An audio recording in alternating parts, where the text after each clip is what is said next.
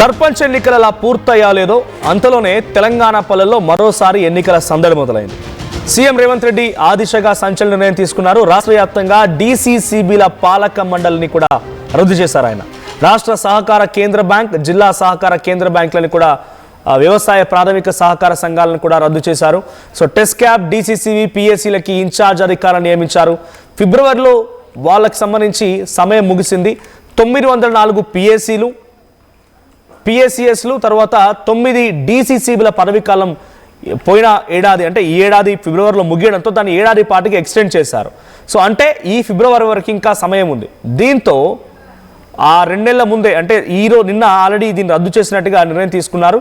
So ఇవాళ నుంచి incharge అధికారులకు సంబంధించి వాళ్ళ పాలనలోనే వాళ్ళ చేతిలోనే మొత్తం నడవబోతోంది. సో రాష్ట్ర సహకార బ్యాంక్, తెలంగాణలోని 9 జిల్లాల సహకార కేంద్ర బ్యాంకులు, 908 ప్రాథమిక వ్యవసాయ సహకార సొసైటీలు అంటే పిఎస్సిఎస్లు ప్రస్తుత పాలక వర్గాలు రద్దు చేస్తున్నట్టుగా అధికారిక పర్సన్ని దానికి ఇన్ఛార్జ్గా నియమిస్తున్నట్టుగా రాష్ట్ర ప్రభుత్వం శుక్రవారం ఉత్తర్వులు జారీ చేసింది. సో నెలల పాటుగా మళ్ళీ ఎన్నికలు నిర్వహించేందుకు వీలుగా తదుపరి ఉత్తర్వులు కూడా జారీ చేసేందుకు అవకాశం కనబడుతోంది. సో ఇక రాష్ట్రంలోని టెస్ట్ క్యాప్, డీసీసీబీలు, పిఎస్సిఎస్లకు సంబంధించి పాలక వర్గాలు మొత్తం కూడా రద్దయిపోయాయి. సో ఫిబ్రవరి 14న వాళ్ళ పదవీకాలం ముగుస్తోంది. గత ఫిబ్రవరి 14లోనే వాళ్ళ పదవీకాలం ముగిసినప్పటికీ ఏడాది పాలంగా ఎక్స్టెండ్ చేశారు. ఆ తర్వాత వాటినే ఇన్ఛార్జీలకు సంబంధించి ఈ రోజు నుంచే వాటిని ఇన్ఛార్జీలకు సంబంధించి ఇవ్వనున్నారు. ఆ గడువు ముగిసిన తర్వాత ఆగస్టు 14 వాటికి నిరవధికంగా పొడిగింపు ఇచ్చేందుకు ఆ సమయంలో అభియోగాలన్నీ కూడా కొన్నింటి పక్కన పెట్టి వాటిని ఇవ్వడం జరిగింది. సో ఇప్పుడు జరిగేటువంటి ఈ అధికారిక ఇన్ఛార్జీలకు సంబంధించి కూడా సేమ్ బాధ్యతలు ఉంటాయి. కానీ కొత్తగా వరించేటువంటి వారు చూస్తూ ఉంటే ఈసారి కాంగ్రెస్ పార్టీ నాయకులు ఎవరైతే సర్పంచ్ ఎన్నికల్లో పోటీంచాలని ఆలోచన చేసిన వారు, లేదంటే క్షేత్రస్థాయిలో కాంగ్రెస్ పార్టీ కోసం కష్టపడ్డవారు, కాంగ్రెస్ పార్టీ కోసం అహర్నిశలు కృషి చేసి ఈరోజు కాంగ్రెస్ పార్టీ అధికారం రావడం కోసం క్షేత్రస్థాయిలో ఎమ్మెల్యేలకు సపోర్ట్ చేస్తున్నవారు, వారందరికీ ఇప్పుడు పదవులు రాబోతున్నాయి. 9 డీసీసీబీల పదవీ కాలానికి సంబంధించి ముగియడంతో, అంటే ఈ ఫిబ్రవరి కల్లా ముగియడంతో, నెక్స్ట్ వచ్చేటువంటి సంవత్సరం ఫిబ్రవరి కల్లా ముగియడంతో 2 నెలల ముందే రద్దు చేశారు. అంటే అటు ఇటుగా 1000 మందికి కొత్త పదవులు రాబోతున్నాయి. 1000 మందికి కొత్త పదవులు రాబోతున్నాయి. సో పాలక వర్గాల స్థానంలో నామినేటెడ్ ఇన్ఛార్జీలను కూడా నియమించింది. సో ఆయా పాలక వర్గాల న్యాయస్థానాన్ని ఆశ్రయించగా వాటిని కొనసాగించేందుకు అనుమతి కూడా ఇచ్చారట.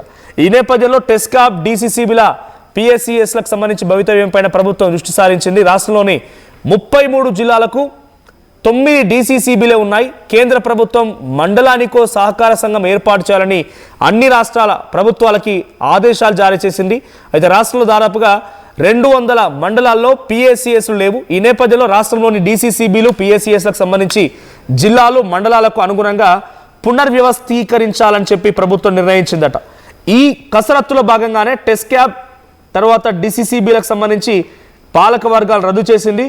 సో మరి టెస్ట్ క్యాప్ సహకార శాఖ కమిషనర్, వరంగల్ కమిషనర్, వరంగల్, కరీంనగర్, నిజామాబాద్, ఆదిలాబాద్, మెదక్, హైదరాబాద్, నల్గొండ, ఖమ్మం, మహబూబ్ నగర్ డీసీసీబీలకు ఆయా జిల్లాల కలెక్టర్లను పర్సనల్ ఇన్ఛార్జిగా వ్యవహరిస్తారని చెప్పుకొచ్చిందట. సో ప్రస్తుతం ఏదేమైనా కొత్తగా పదవులు రాబోతున్న మాట తెలుస్తోంది. సో దీనికి సంబంధించి మరిన్ని అప్డేట్స్ మా ప్రతినిధి మధు ఫోన్ సిద్ధంగా ఉన్నారు. Madhu, so TESCAB, DCCB and పిఎస్సిఎస్లకు సంబంధించి వాళ్ళ పదవి ఇంకా ఉంది, ఇంకో 2 నెలల పాటుగా ఉంది. అంతలోనే వాళ్ళ పదవుల నుంచి రద్దు చేయడం ఎలా చూడాలి? సో దీని తర్వాత ఎటువంటి యాక్షన్ ఉండబోతోంది? సో కొత్తగా ఎన్ని పదవులు రాబోతున్నాయి మరి? అంటే 2025 ఆగస్టు 14 తోటి వీళ్ళ పదవి కాలం ముగిసింది. ఇంకొక కాస్త కాలాన్ని 6 నెలల పాటు ఎక్స్టెన్షన్ చేశారు. 2026 ఫిబ్రవరి వరకు ఎక్స్టెన్షన్ ఉంది. అయినప్పటికీ కూడా రద్దు చేసుకుని నిర్ణయం తీసుకున్నారు. అత్యంత కీలకం ఇది. రైతాంగాన్ని ప్రభుత్వం వైపు మళ్లించాలన్నా, ప్రభుత్వ పథకాలు అందుతున్న తీరు, వ్యవసాయ రంగానికి సంబంధించినటువంటి విషయంలో కానీ, సహకార సంఘాల బ్యాంకుల త్రూ ప్రజలకు అందుతున్నటువంటి ఇతర విషయాల, సంక్షేమ పథకాల విషయంలో వీళ్ళు అత్యంత కీలకం, చాలా కీలకంగా భావిస్తాయి. ఏ ప్రభుత్వం ఉన్నా కూడా మొత్తానికి సర్పంచ్ ఎన్నికలు ముగిసిన తర్వాత, పైచేయి సాధించిన తర్వాత వీటి సహకార ఎన్నికలకు సిద్ధమవుతుండడంతో కాస్త చర్చ జరుగుతుంది పెద్ద ఎత్తున. మొత్తం డీసీసీబీకి సంబంధించినటువంటి కేంద్ర సహకార బ్యాంక్ సంఘాలతో పాటు టెస్ట్ క్యాప్ వీటన్నిటిని రద్దు చేసి ఉత్తర్వులు జారీ చేసింది. ఇక పర్సన్ ఇన్ఛార్జ్లను కూడా నియమించాలనేటువంటి రాష్ట్ర వ్యవసాయ శాఖ కార్యదర్శి సురేంద్రమోహన్ ఆదేశాలు కూడా జారీ చేశారు. వెంటనే ఉత్తర్వులు వచ్చేంత వరకు ఇన్ఛార్జీలే కొనసాగుతారు. కానీ ప్రస్తుతానికి మాత్రం మండలాల ప్రకారం ప్రభుత్వం వీటిని పునర్వ్యవస్థీకరించడానికి నిర్ణయం తీసుకుంది. రాష్ట్రంలో ఉన్నటువంటి 9 ఉమ్మడి జిల్లాల సహకార కేంద్ర బ్యాంకులకు సంబంధించి ప్రాథమిక వ్యవసాయ సహకార సంఘాలకు ఎన్నికలు జరిగినటువంటి సిచ్యువేషన్ 2020లో మాత్రమే ఉంది. ఇప్పుడు మళ్ళీ ఎన్నికలు జరగనున్నాయి వీటికి సంబంధించి. సో ప్రభుత్వం తీసుకున్న కీలక నిర్ణయం ప్రస్తుతం చర్చనీయాంశంగా మారింది. నామినేటెడ్ పద్ధతిలో పాలక వర్గాలను ఏర్పాటు చేయాలనేటువంటి ఆలోచనతో కూడా రాష్ట్ర ప్రభుత్వం ఉన్నట్టుగా చర్చ అయితే కొనసాగుతుంది. ప్రభుత్వం తీసుకున్న నిర్ణయంతో ఒకసారిగా చర్చ కొనసాగుతోంది. అంటే మధు, జనరల్గా వీటికి కొన్ని ఎలక్షన్స్ కూడా ఉంటాయి కదా, ఆ ఎలక్షన్స్ ఉండవైక డైరెక్ట్గా నామినేట్ పద్ధతిలో ఉంటుందా? నామినేటెడ్ పద్ధతిలో నిర్వహించాలనేటువంటి ఆలోచన కూడా ప్రభుత్వం చేస్తుంది ప్రస్తుతానికి. అది చూడాలి. ఈ ప్రభుత్వం తీసుకున్నటువంటి సంచలన నిర్ణయం చర్చనీయాంశం అవుతా ఉంది. దీనికి సంబంధించి ఇంకా 2 నెలల సమయం ఉంది. వాస్తవానికి ఇది డిసెంబర్ ఎండింగ్ టైం, కానీ జనవరి, ఫిబ్రవరి దాదాపు ఇంకొక 2 నెలల సమయం ఉంది. ఫిబ్రవరి 14 వరకు టైం ఉంది. అయినా ప్రభుత్వం తీసుకున్న నిర్ణయంతో కాస్త మరో దీన్ని ఇంకా పునర్వ్యవస్థీకరించాలనేది కేంద్రం నుంచి ఆదేశాలు వచ్చాయంటున్నారు. 33 జిల్లాలకు గాను 9 DCCBలే ఉన్నాయి.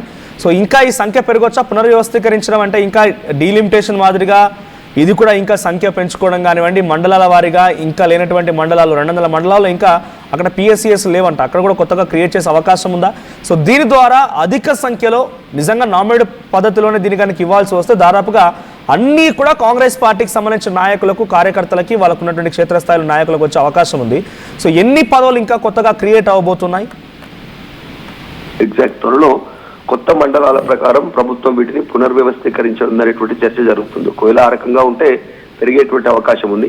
ప్రస్తుతం నిజంగా 9 ఉమ్మడి జిల్లాలకు సహకార కేంద్ర బ్యాంకులు, ప్రాథమిక వ్యవసాయ సహకార సంఘాలకు 2020లో జరిగినటువంటి ఎన్నికలు. సో ఇప్పుడు గత ప్రభుత్వానికి సంబంధించి అనుకూలంగా ఉండేటువంటి సంఘాలు కానీ వాళ్ళు కానీ ఉన్నటువంటి పరిస్థితి. సో ఈ ప్రభుత్వం వీటిని మళ్ళీ రద్దు చేసి ఎన్నికలకు వెళ్ళాలనుకుంటుంది కాబట్టి ఈ ప్రభుత్వానికి అనుకూలమైనటువంటి నిర్ణయాలు నామినేటెడ్ రూపంలో ఉండే అవకాశం ఉంది. ఇంకా మండలాల వారీగా పునర్వ్యవస్థీకరణ జరిగితే పెరిగేటువంటి అవకాశం కూడా కనిపిస్తా ఉంది. Right, thank you Madhu. So మొత్తంగా DCCB, టెస్ట్ క్యాబ్ అండ్ PSCSలకు సంబంధించినటువంటి పదవులన్నింటి కూడా రద్దు చేశారు. అంటే ఆ ఉన్నటువంటి వ్యక్తులందరూ కూడా ఈ రోజుతో వాళ్ళ రద్దు అనేటువంటి నిర్ణయంతో వాళ్ళంతా కూడా ఫుల్ స్టాప్ పడింది. కొత్తగా వాటికి ఇన్ఛార్జీలు నియమిస్తారు. ఆ తర్వాత మళ్ళీ డైరెక్ట్గా నామినేటెడ్ పద్ధతిలోనే ఎన్నికలు ఉంటాయి కొన్ని పదవులకు దీంట్లో, కానీ అలా ఏం లేకుండా నామినేటెడ్ పద్ధతిలోనే వారిని మళ్ళీ కంటిన్యూ చేయించే విధంగా, కొత్త వారిని తీసుకునే విధంగా ఆలోచన చేస్తున్నట్టు కాంగ్రెస్ పార్టీ ప్రభుత్వం. 9 ఉమ్మడి జిల్లాలో DCCBలు ఉన్నారు. సో వాటిని ఎలా సెగ్రిగేట్ చేస్తారు? మళ్ళీ 33 జిల్లాలకు గాను 9 ఉమ్మడి జిల్లాలే ఉన్నాయి. మరి ఎలా సెగ్రిగేట్ చేస్తారు? ప్రతి జిల్లాకు ఒకరు చొప్పున 33 ఉంటాయా? లేదు అనుకుంటే కనుక ఎలా సెగ్రిగేట్ చేస్తారని చూడాలి. సో జోన్ల వైజ్గా ఏమైనా చేస్తారా? తర్వాత మండలానికి ఒక పదవి చొప్పున PSCSలకు సంబంధించి వాటిని కూడా 200 మండలాలకు లేవంట. సో ఆ మండలాలకు ఎలా క్రియేట్ చేస్తారో చూడాలి. సో ఏదేమైనా ఒక నెల 2 నెలల్లో మరొక కొత్త పదవులు 1000కి పైగా కొత్త పదవులు రాష్ట్ర వ్యాప్తంగా DCCB, test cab and PSCS రూపంలో వచ్చే అవకాశం ఉంది. సో చాలా మంది ఉత్కంఠగా ఎదురు చూస్తున్నారు. బహుశా మీలో కూడా ఎవరైనా ఇటువంటి నామినేట్ పదవి కోసం చూస్తున్న వారు ఉండే ఉంటారు. సో వారు వెంటనే వారికి ఈ వీడియో లింక్ని